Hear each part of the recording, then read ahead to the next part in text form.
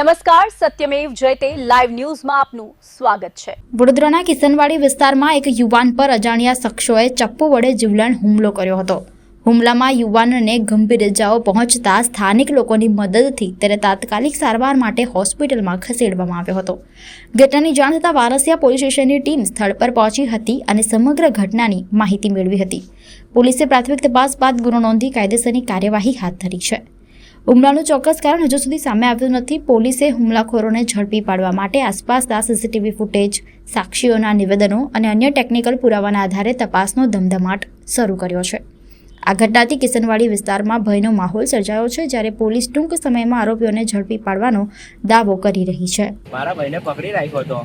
મેં ગયો ને ત્યારે તૈયાર ગાડી મારા ભાઈને આમ ગાડામાં પકડી રાખ્યો હતો અને નીચે બેહાડી રાખ્યો હતો અને મારા ભાઈના માથામાંથી લોહી નીકળેલું પ્લસ નીચે લોહી જોડાઈ ગયું હતું ખાસું બધું। અને ત્યાં શું કહેવાય, ગણેશ કરીને છોકરો હતો, એ ચપ્પુ હાથમાં લઈને એ લોકો કેટલા જણા હતા? માર્યો છે એ લોકો 2-3 જણ હતા।